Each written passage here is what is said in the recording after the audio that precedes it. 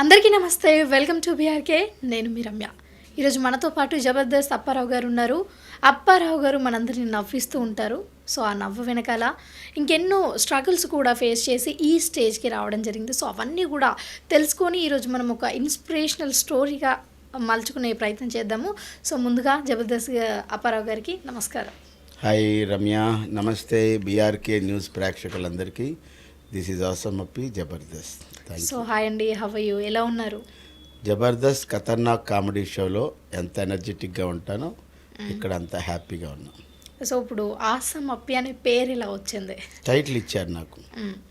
నేను షోలో టీమ్ లీడర్గా చేసినప్పుడు జబర్దస్త్ డైరెక్టర్స్ ఆసమ్ అప్పి అని ఇచ్చారు. ఇప్పుడు జబర్దస్త్లో చేస్తున్నారా? చూస్తున్నావా నువ్వు?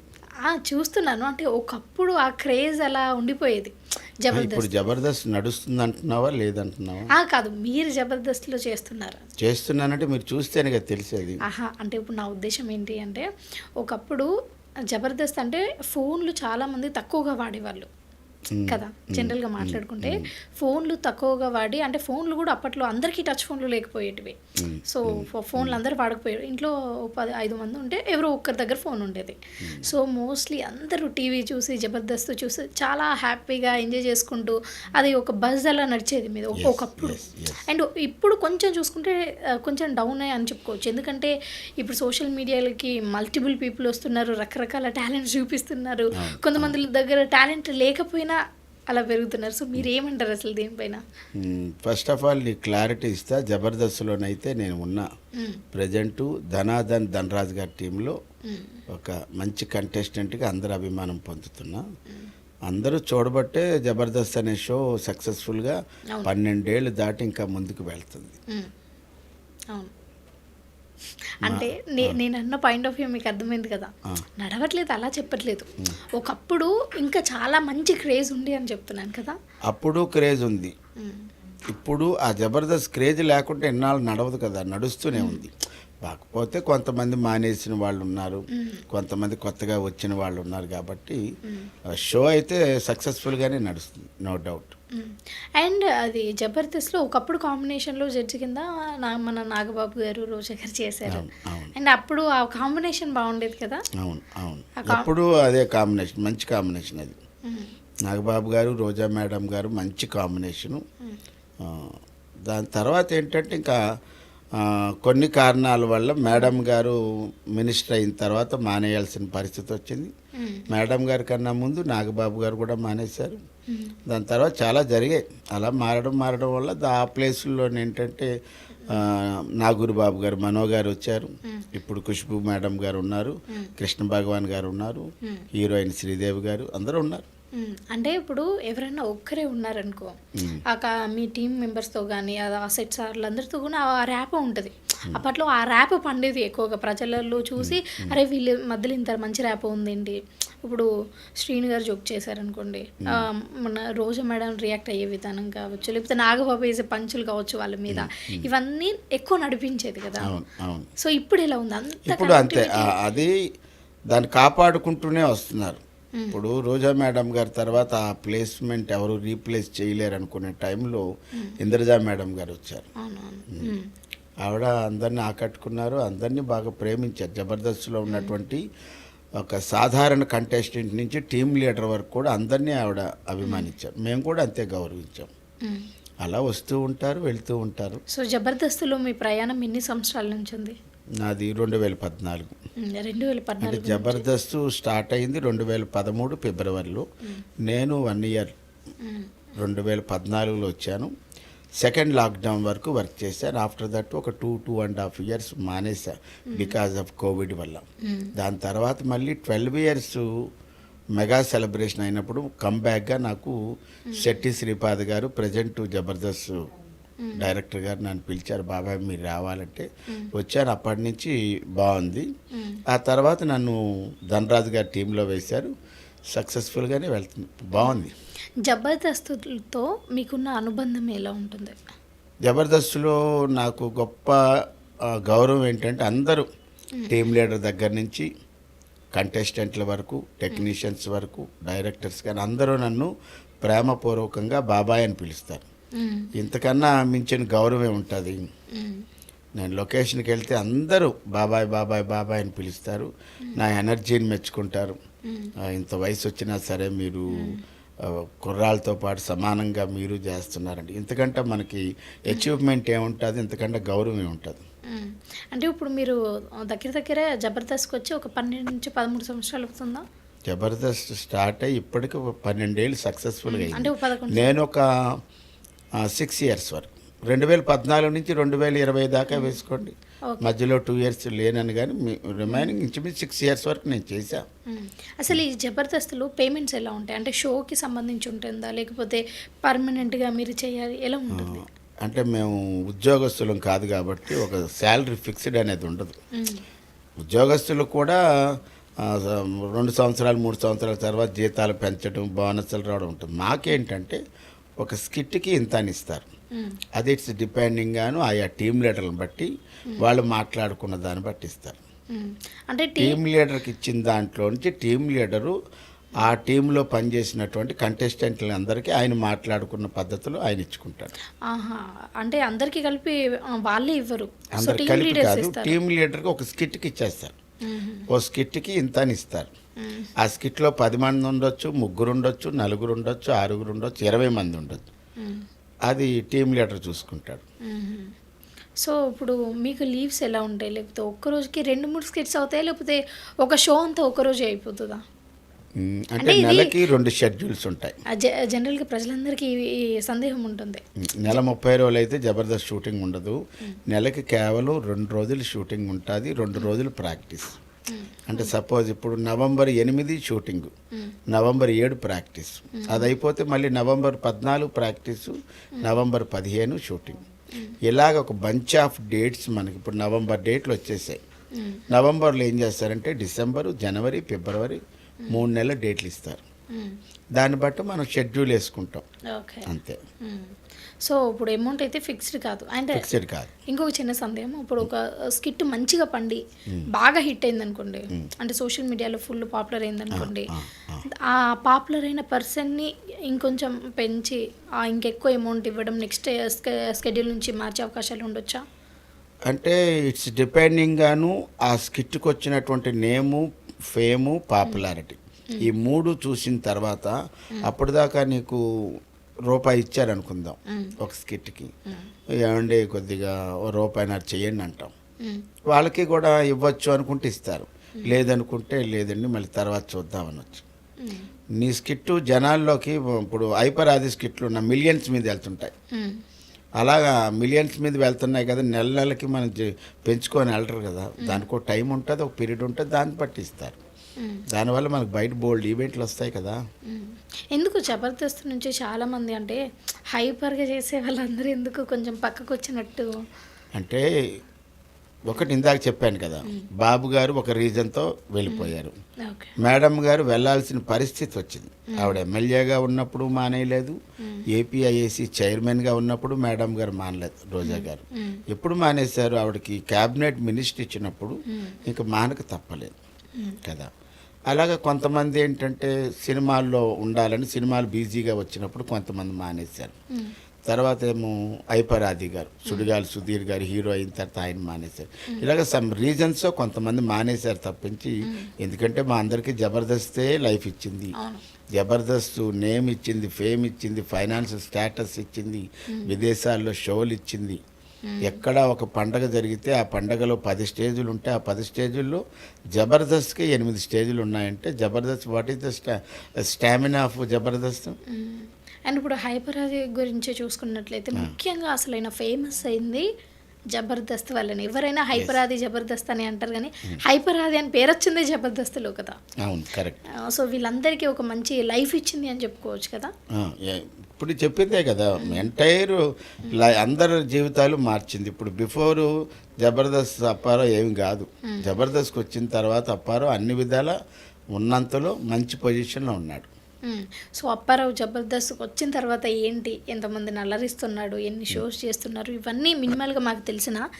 జబర్దస్త్కి రాకముందు అప్పారావు లైఫ్ ఎలా ఉండేది? జబర్దస్త్కి రాకముందు చెప్పాలంటే అందరికీ తెలుసు, జబర్దస్తే నా ఫస్ట్ షో అనుకుంటారు. అవునవును. కాదు, జబర్దస్త్ నాకు 6వ షో.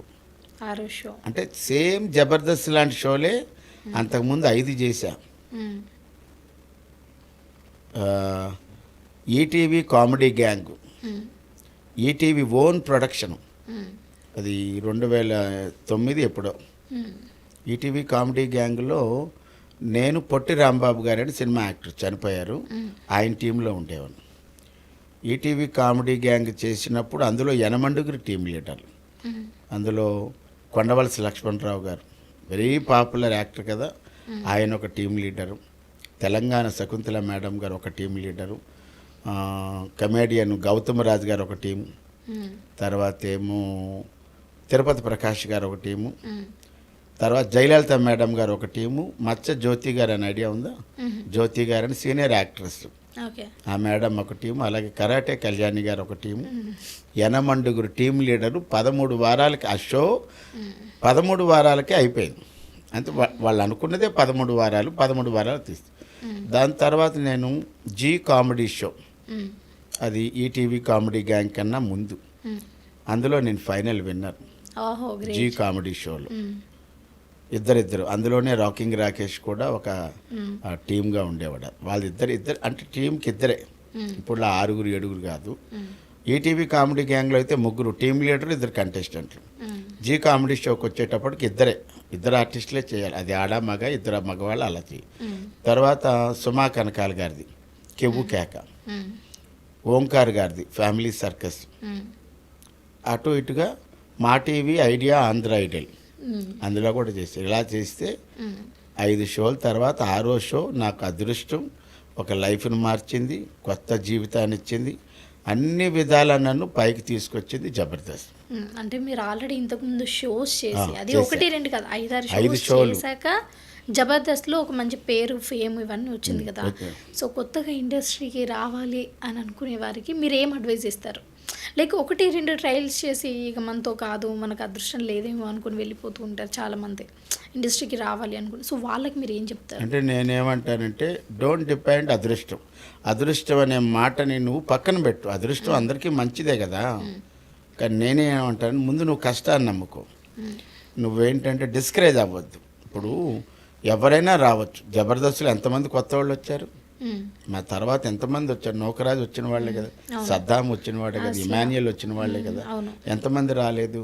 అప్పట్లో తోపులు సూపర్ టీమ్ లీడర్ ఉన్న తర్వాత వీళ్ళందరూ వెలుగులోకి వచ్చారు కదా. ఈవెన్ వర్ష కూడా అంతకుముందు సీరియల్స్ చేసింది, బట్ జబర్దస్త్కి వచ్చాక మంచి అమ్మాయి ఫైమా, తర్వాత ఏమో భాస్కర్, తర్వాత ఏమో జ్ఞానేశ్వర్, పటాస్ నుంచి వచ్చిన వాళ్ళకి చాలామంది ఉన్నారు ఇద్దరు. నేనేమంటానంటే, నువ్వు యాక్టింగ్ దాంట్లోకి రావాలంటే నువ్వు కాస్తో కోస్తో చదువుకొని ఉండాలి. మోరవరు యాక్టింగ్ గురించి వచ్చినప్పుడు నువ్వు క్షుణ్ణంగా యాక్టింగ్ నేర్చుకోనిరా. నేర్చుకోకుండా నాకు ఇష్టమండి, నాకు జబర్దస్త్లో చేయాలనుంది, సీరియల్లో చేయాలనుంది, సినిమాలో చేయాలనుంది, ఓకే, ఐ అగ్రి, నువ్వేది చేయాలన్నా చేసుకో, కానీ ఫండమెంటల్ ఆఫ్ యాక్టింగ్ నేర్చుకోనిరా, ఇంక నీకు తిరుగులేదు. కాకపోతే కొద్దిగా కష్టపడాలి అంతే. సో కష్టాన్ని తర్వాత ఎంతో కొంత అయితే మీకు అదృష్టం వస్తుంది అని చెప్తున్నారు. ఇప్పుడు మనం 1000 మైళ్ళు ప్రయాణం చేయాలంటే ప్రారంభించేది ఒకే ఒక్క అడుగు. నువ్వెంత దూరం వెళ్ళాలంటే ఫస్ట్ అడుగు వేస్తావా లేదా, అదే కదా మిగతా దానికి ప్రారంభిస్తావు. నువ్వు ఇక్కడ డిస్కరేజ్ అవ్వడానికి అవకాశం లేదు. రోజు తిరుగుతున్నామండి ఆఫీసులకి, ఫోటోలు, ఇప్పుడు ఇంతకుముందు అంటే ఫోటోలు ఇప్పుడు వాట్సాప్లో పంపించేస్తున్నాం. అవకాశాలు రావటం లేదంటే లేదు. లేదా వేరే ఊర్ల నుంచి ఇక్కడికి వచ్చేసి 10 రోజులు ఉండి 10 రోజులు మొత్తం తిరిగేసి డబ్బులు అయిపోయిన తర్వాత మళ్ళీ ఊరు వెళ్ళిపోయి మళ్ళీ ఇంకో 10 రోజుల తర్వాత వస్తానంటే పని జరగదు. నువ్వు తాడో పేడో తేల్చుకోవాలంటే ఇక్కడే నువ్వు టార్గెట్ పెట్టుకో, 2 సంవత్సరాలు 3 సంవత్సరాలు పెట్టుకో, నువ్వు 100% సక్సెస్ అవుతావు. 100%. సో ఇది మీరు ఇచ్చే అడ్వైస్? ఎవరికైనా మీరు వచ్చే ఏ రంగమైనా, నాట్ ఓన్లీ యాక్టింగ్, మీరు ఏదైనా చెయ్యాలనుకుంటే మీరు రావచ్చు, కానీ వచ్చే దాని మీద మీరు క్షుణ్ణంగా నేర్చుకొని రావాలంట. అసలు ఈ ఇండస్ట్రీకి అంటే జబర్దస్త్కి ఎంట్రీ ఇవ్వాలని చాలామందికి ఉంటుంది కదా, ఈవెన్ మిమ్మల్ని కూడా చాలామంది అడుగుతూ ఉంటారు, అసలు ఎలా అండి, ఎలా రావాలి? నేనే ఆఫీస్కి వెళ్ళి ఫోటోలు, అప్పట్లో మేనేజర్ గారు ఏడుకొండల గారు ఉండేవారు, అప్పుడు ఫోటోలు పట్టుకెళ్ళాను నేను కూడా. సో అసలు ఎంట్రీ ఎలా ఉంటుంది అంటే, ఇప్పుడు జబర్దస్త్లో కావాలి వీళ్ళు కావాలి, ఒక 5-6 మంది కావాలి అనుకున్నప్పుడు అక్కడ వేకెన్సీ ఉంది అని వెళ్ళే వాళ్ళకి ఎలా తెలుస్తుంది?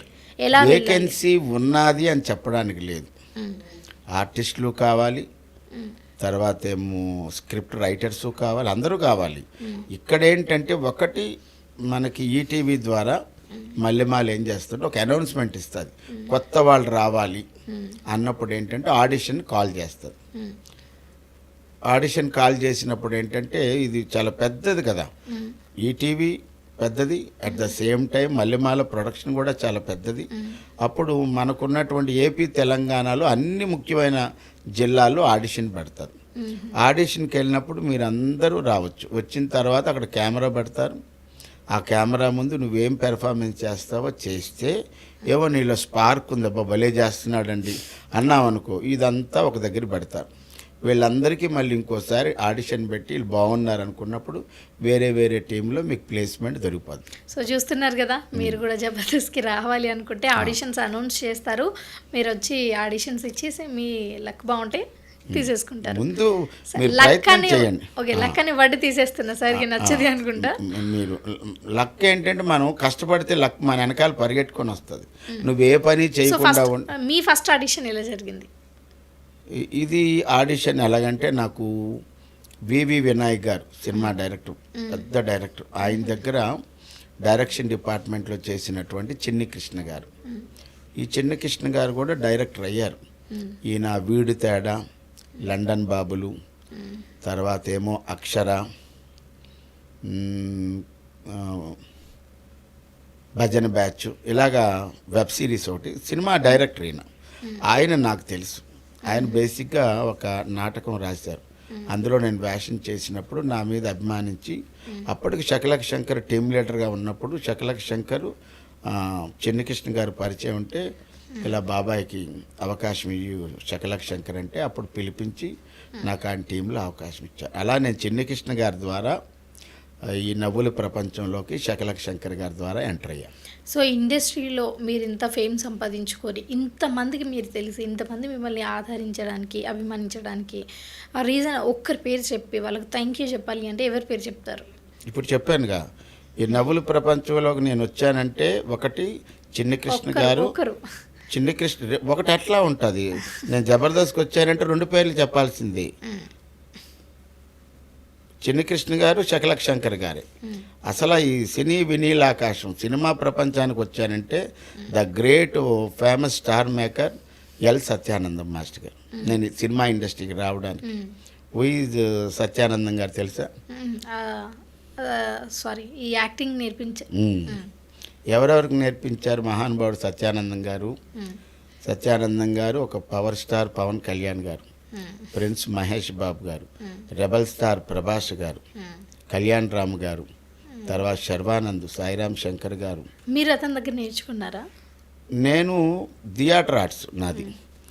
థియేటర్ ఆర్ట్స్ ఆంధ్ర యూనివర్సిటీలో డిప్లొమా ఇన్ యాక్టింగ్ చేసినప్పుడు సత్యానందం మాస్టర్ గారు అక్కడ సీనిక్ డిజైనర్ ఉన్నప్పుడు ఆయన అభిమానం సంపాదించి, ఆయన తర్వాత కాలంలో ఆయన ప్రైవేట్గా హీరోలు కోచింగ్ ఇచ్చుకున్నప్పుడు ఆ అభిమానంతో నువ్వు కూడా రాపారో వీళ్ళందరితో కలిసి ఒక క్లాస్ ఉంటుంది, ఇంప్రవైజేషన్ క్లాస్లో ఇప్పుడు నేను చెప్పిన వాళ్ళల్లో ప్రభాస్ గారితో, తర్వాత ఏమో బ్రహ్మానందం గారి అబ్బాయితో, ఎంఎస్ నారాయణ గారి అబ్బాయితో, గౌతమ్ రాజు గారి అబ్బాయితో, కోదండ రామరెడ్డి గారి అబ్బాయితో, ఇలాగ కొంతమందితో నేను ఇంప్రవైజేషన్ సీన్స్ మేము కలిసి వర్క్ చేసాం. వాళ్ళతో అవకాశం గురువుగారి ద్వారా వచ్చింది. సో ఇప్పుడు మీరు జబర్దస్త్కి రాకముందు మీ లైఫ్ ఎలా ఉండేది? అంటే జబర్దస్త్ రాకముందు నేను 1982-85 వరకు ఒక షాపులో ఉద్యోగం చేశాను. దాని పేరు జేఎస్ ఆటో స్పేర్స్. దాని తర్వాత రాజేందర్ ఎంటర్ప్రైజెస్. అంటే మీకు తెలియదు, ఇప్పుడు ఒకప్పుడు మెటాడోర్ అండ్ స్టాండర్డ్ 20 అనేటటువంటి వ్యాన్లు ఉండేవి. దాని తాలూకా విడిభాగాలు స్పేర్ పార్ట్స్ షాప్లో చేశా. అప్పుడే బోల్ట్లు ఉన్నట్లు షాప్ కూడా అందులోనే ఉండేది. ఆ తర్వాత నేను 85 నుంచి 2000 వరకు ఆటోమోటివ్ మ్యానుఫ్యాక్చర్స్ వైజాగ్ మద్దిలపాలెంలో, అదేంటంటే అశోక్ లైలాండ్ లారీలకి, మహేంద్ర జీపులకి, బజాజ్ స్కూటర్స్కి పెద్ద పేరు అది. ఇప్పుడు మీరు పేరు విని ఉంటారు, వరుణ్ మోటార్స్ అని. దీనికన్నా ముందున్నటువంటిది బజాజ్ షోరూమ్ అంటే ఆటోమోటివ్. అందులో ఒక 15 ఏళ్ళు, ఈ షాపులో ఒక 5 ఏళ్ళు, 20 ఏళ్ళు ఉద్యోగం చేశాను. 20 ఏళ్ళు చేసి 94-95లో ఆమె diploma in acting Andhra university. అంటే ఏ వయసులో ఏదైనా సాధించవచ్చు అని చెప్పడానికి మీరే ఎగ్జాంపుల్ ఏమో.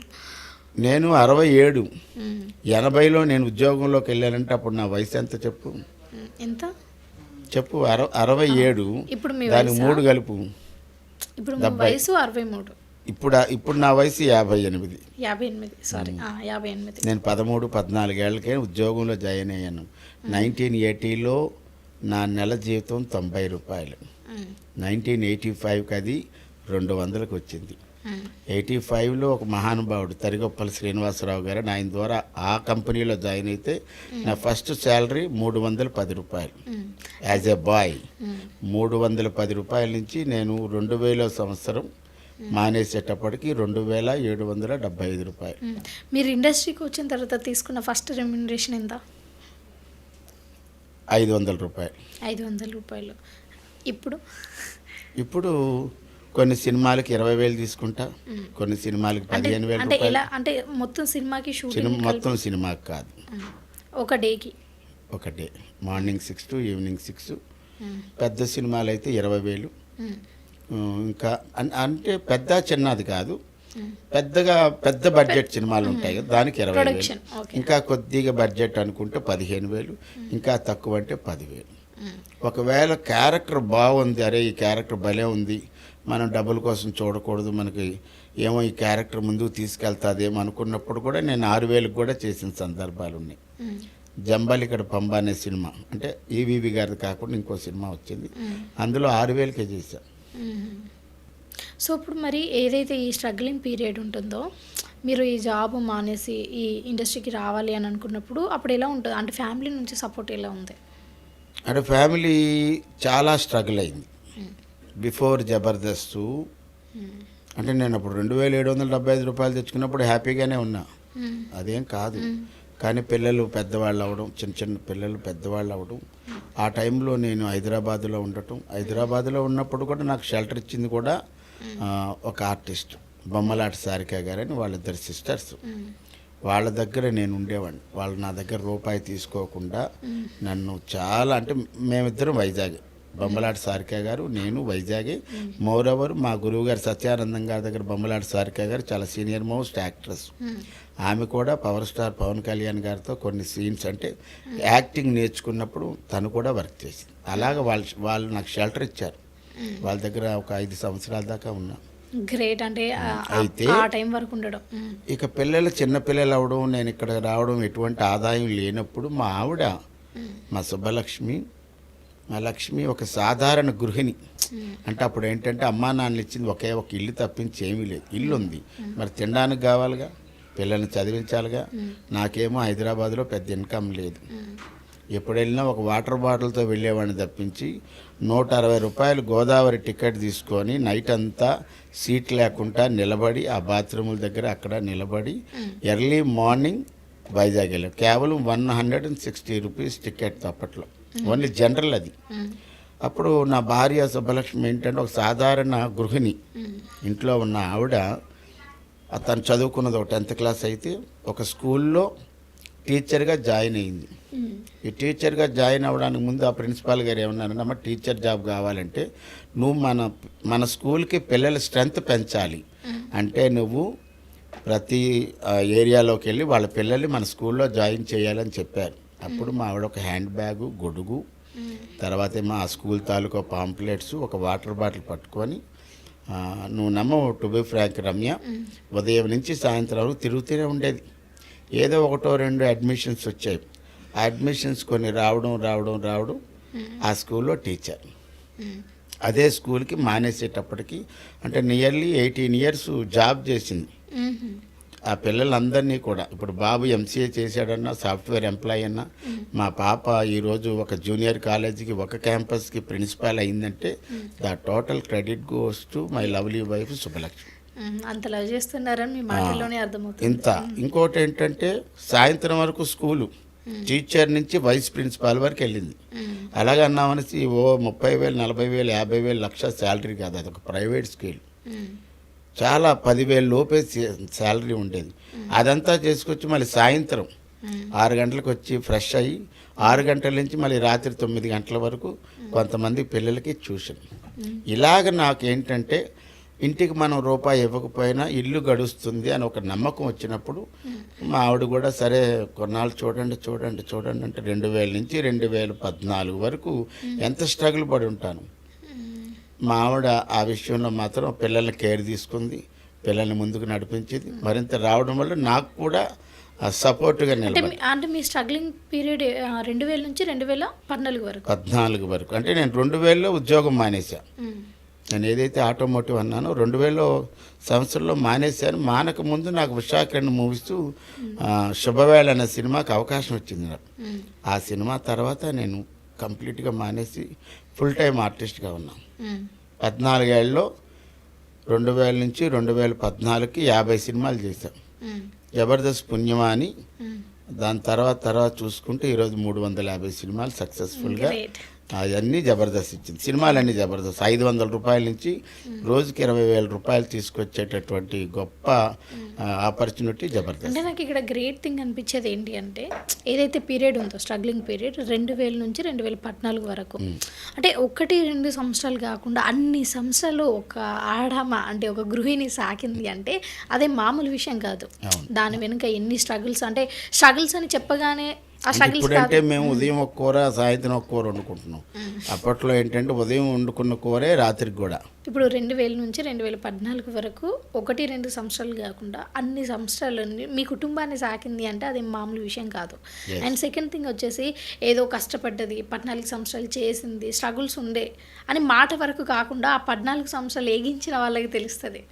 అండ్ మీరు కూడా చూస్తుంటారు కదా మీ వైఫ్ ఎంత కష్టపడి. చెప్పానుగా.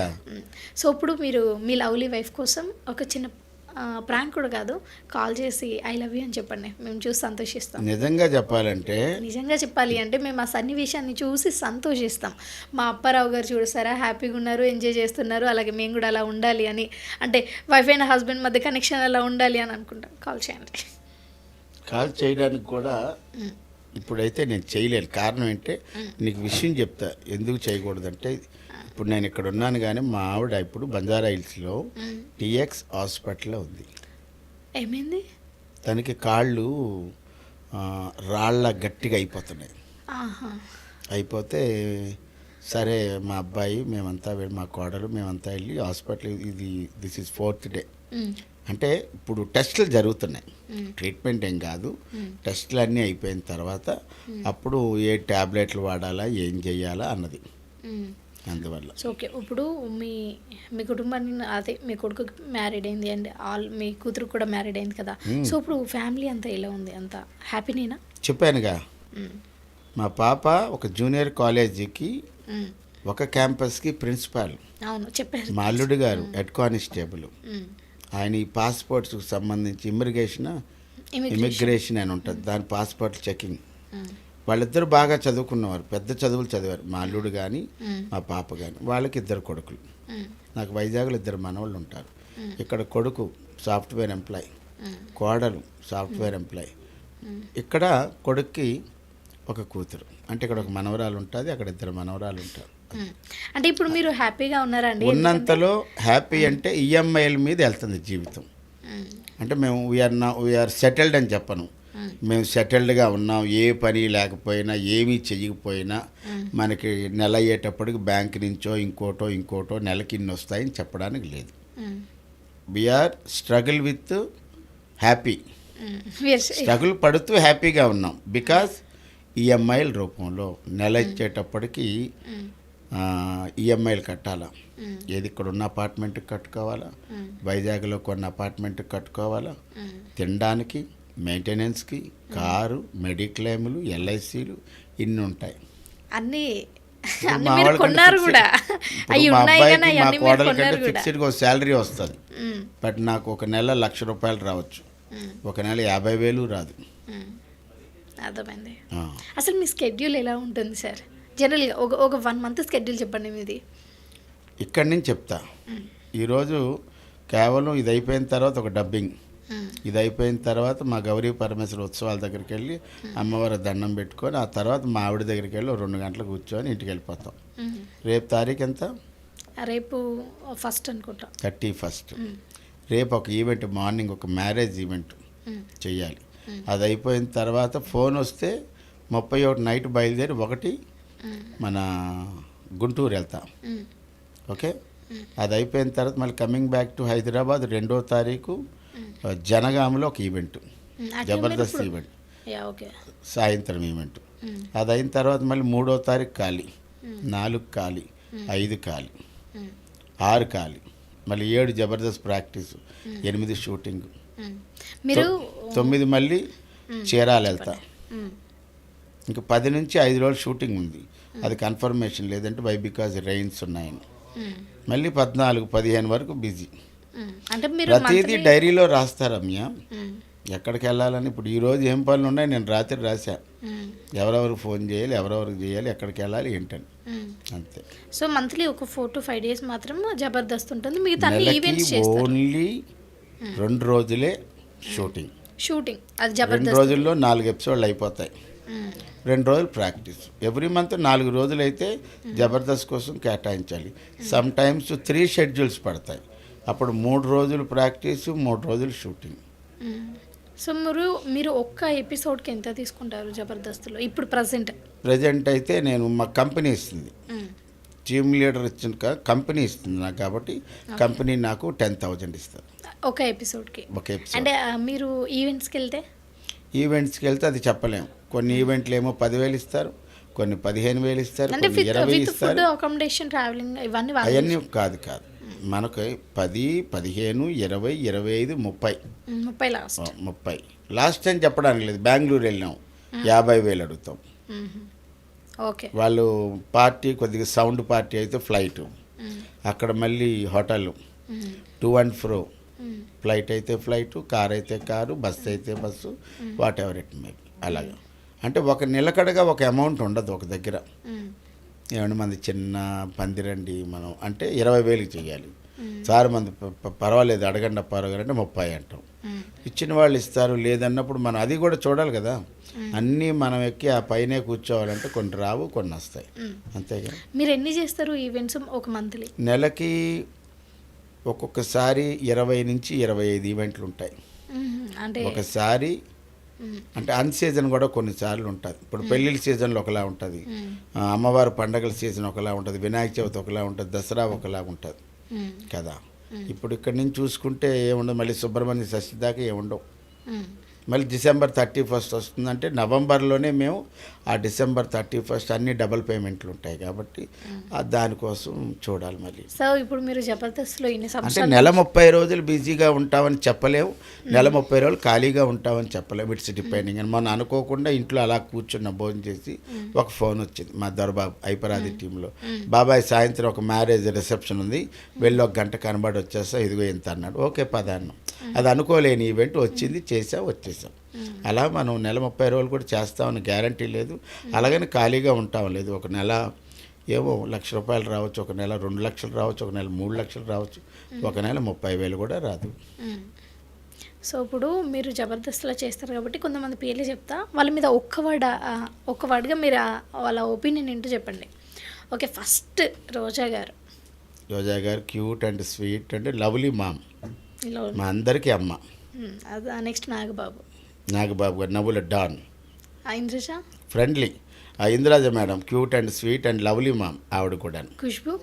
ఖుష్బు గారు మేడం అంతే. ఈ మధ్యకాలంలో నేను వచ్చాను 5-6 షెడ్యూల్లో, మేడం గారు కూడా నన్ను ప్రత్యేకంగా అంత సీనియర్ మోస్ట్ హీరోయిన్ అపార గారు, వాటే ఎనర్జీ అండి, చాలా బాగుంది, మీ సీనియారిటీ అంతా కనబడుతుందంటే ఇంకంతకన్నా మనకు కావాల్సిందే ఉంది.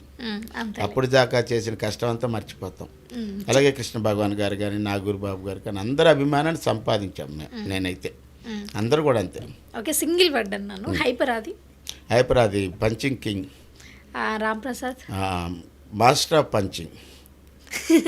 ఓకే, మన Sudheer youth icon and mesmerising beauty. Rashmi cute and sweet, lovely అమ్మాయి కానీ అనసూయ గారు కానీ రేష్మి గారు కానీ సోకాల్డ్ ఎవరున్నట్టే అందరితో కలిసిపోతారు, అందుకే క్యూట్ అండ్ స్వీట్ అని చెప్పేవాళ్ళు. ఒక క్వశ్చన్ అడుగుతాను, మీరు చాలా ఫ్రాంక్ ఆన్సర్ చెప్పాలి, ఎందుకంటే నేను చాలా కాంట్రవర్సీ కాదు మళ్ళీ. ఇప్పుడు నేను మీడియా ఫీల్డ్లో ఉన్నాను, మీరు నేను మీడియా ఫీల్డ్లో ఉన్నాను, యాంకర్. మీరు సంథింగ్ మీడియా అంటే సినీ ఫీల్డ్లో ఉన్నారు, మీడియా కాకుండా, so different. And IT field ఉంటుంది. సో ప్రతి ఫీల్డ్లో కూడా ఇన్నర్ పాలిటిక్స్ ఉంటాయి, రాజకీయాలు జరుగుతూ ఉంటాయి. అరే వాళ్ళు ఎదగకుండా వీళ్ళు, వీళ్ళు ఎదగకుండా వాళ్ళు, ఏదో చేస్తూనే ఉంటారు కదా.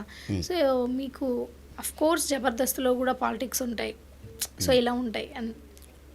పాలిటిక్స్ అంటే ఇప్పుడు మీరు పాలిటిక్స్ ఎదుర్కొంటున్నారా, లేకపోతే ద స్టార్టింగ్ ఆఫ్ మీరు స్ట్రగుల్ పీరియడ్లో ఉన్నప్పుడు పాలిటిక్స్ జరిగేవా మీ మీద? స్ట్రగుల్ ఫీల్డ్లో ఉన్నప్పుడు నేను జబర్దస్త్లోనే లేను కదా.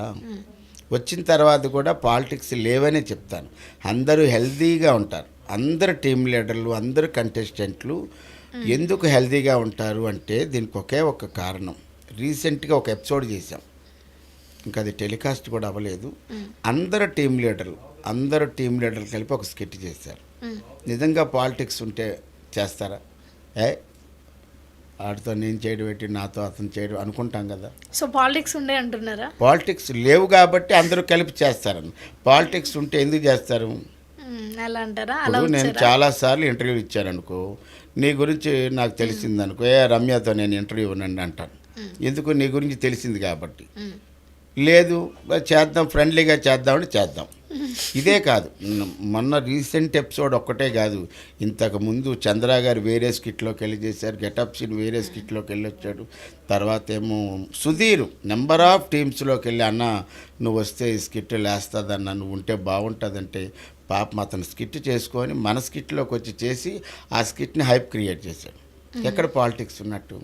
పాలిటిక్స్ ఉంటే 12 ఏళ్ళు ఎందుకు నడుస్తుంది? ఇవన్నీ అంటే ఇది గ్లామర్ ప్రపంచం. ఇప్పుడు నువ్వు మీడియా అన్నావు, నేనేమో ఇండస్ట్రీ అంటా. ఇది గ్లామర్ ఫీల్డ్.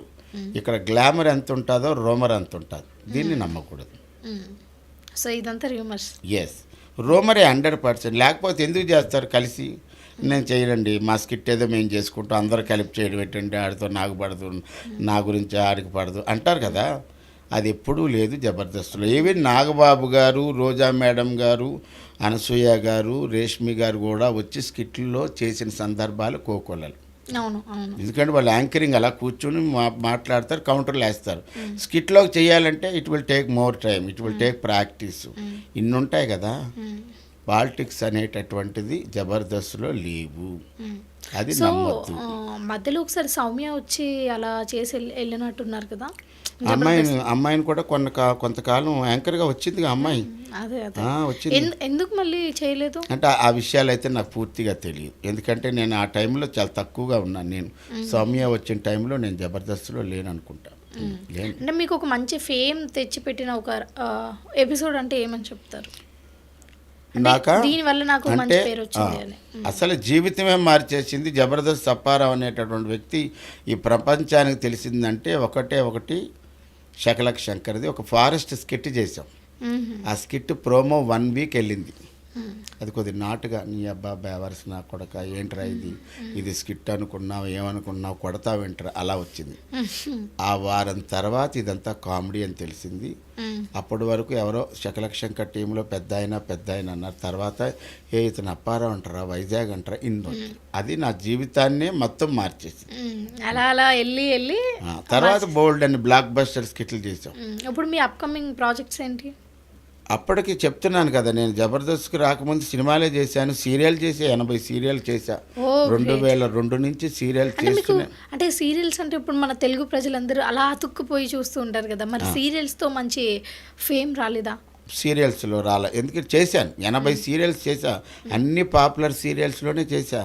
కాకపోతే ఒక రోజు 2 రోజులు అట్లా చేశా. అంటే సీరియల్స్ అంటే రెగ్యులర్గా చేస్తే ఫేస్ అంటే రెగ్యులర్ అంటే ఒక నిడి ఉండాలి కదా క్యారెక్టర్. వారంలో 5 రోజులు మనం కనబడితే బాగా రిజిస్టర్ అయిపోయినట్టు. సీరియల్ వచ్చిన అవకాశాన్ని ఎందుకు ఉపయోగించుకోవడం? 500 ఇచ్చినా చేశా, 750 ఇచ్చినా చేశా, 1000 ఇచ్చినా చేశా.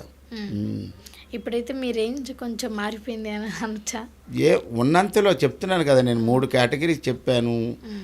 వచ్చిన దగ్గర వస్తుంది, రాలేని దగ్గర రాదు. కానీ మనకి ఇంటర్నల్గా ఒక టార్గెట్ ఉంటుంది. నెల అయ్యేటప్పటికి మనం ఇన్ని ఈఎంఐలు కట్టాలి, కార్ లోన్ కట్టాలి, తినడానికి కావాలి, మెయింటెనెన్స్ కావాలి, ఎల్ఐసీలు ఉండాలి, మెడిక్లెయిమ్లు ఉండాలి, ఇన్ని ఉన్నాయంటే మనకు టార్గెట్ ఉండాలి.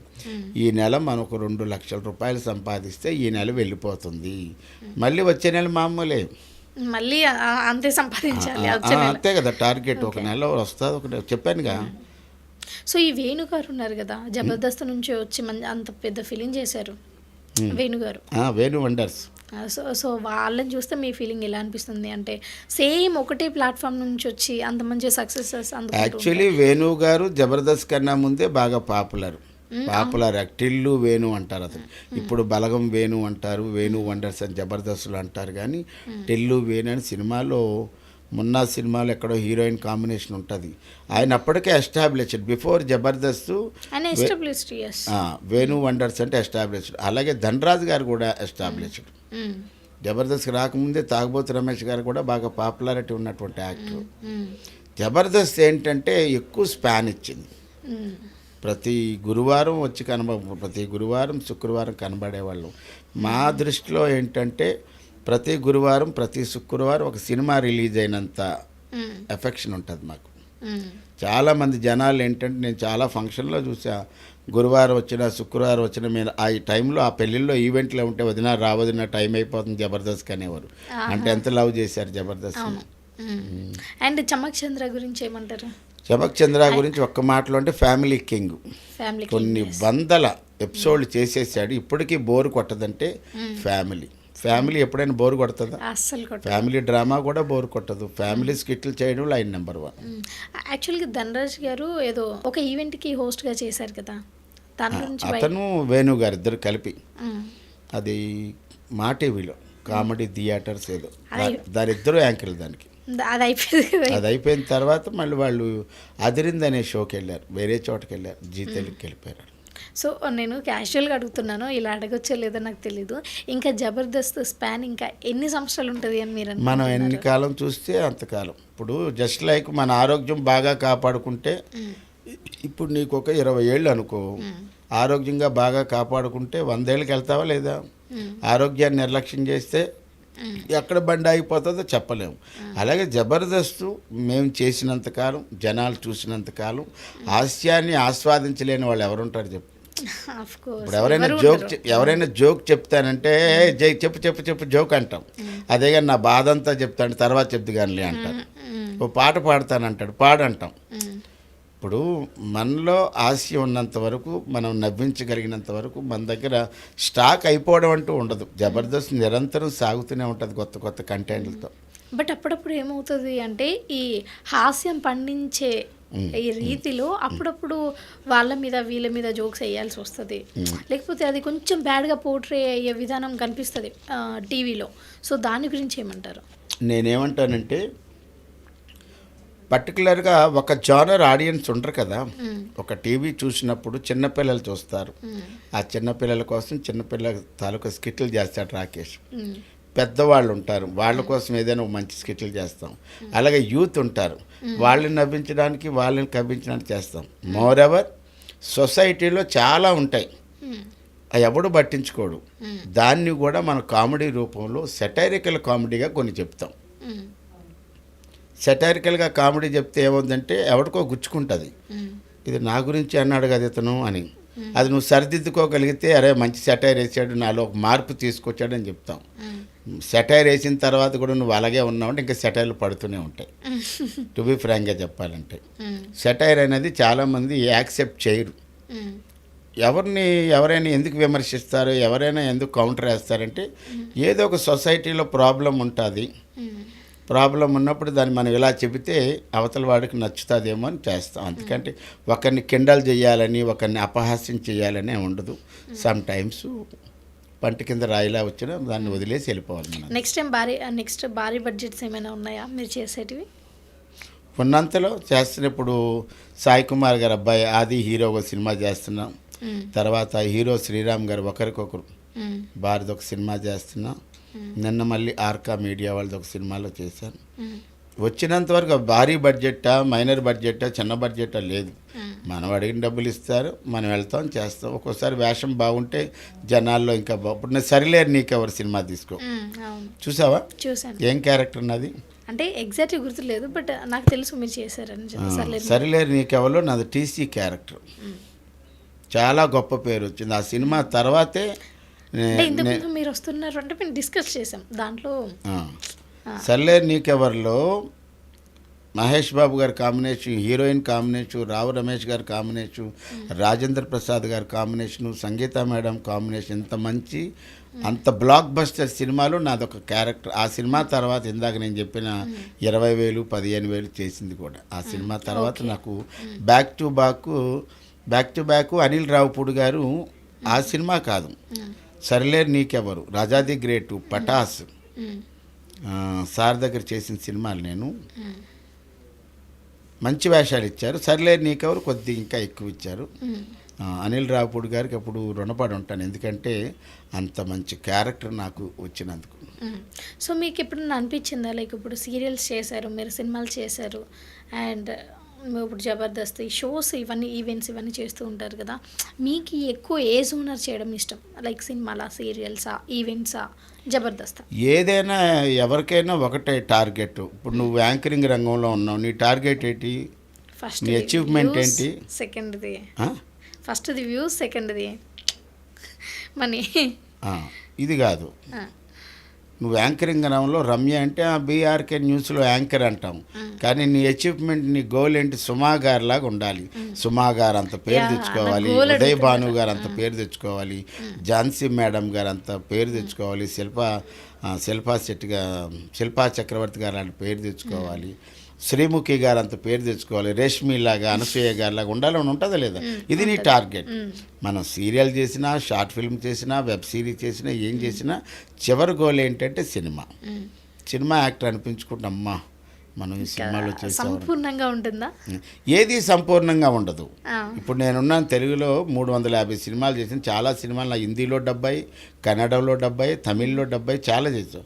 ఇప్పుడు నేనేం ఆలోచిస్తాను, అరే మనం తెలుగులో చేసాం కదా, ఒక తమిళ సినిమా చేయాలరా, తమిళ సినిమా చేసా, ఒక కన్నడ సినిమా చేయాలరా, ఒక భోజ్పూరి సినిమా చేయాలి, ఒక ఒరియా సినిమా చేయాలరా. దీని తర్వాత ఏది, అరే మనం ఇప్పుడు బాలీవుడ్లో చేయాలి. బాలీవుడ్ అయిపోయిన తర్వాత నీ టార్గెట్ ఏంటి? హాలీవుడ్లో ఒక్క షాట్లో కనిపిస్తే చాలరా, వరల్డ్ ఫేమస్ అయిపోతాం అనుకుంటామా లేదా?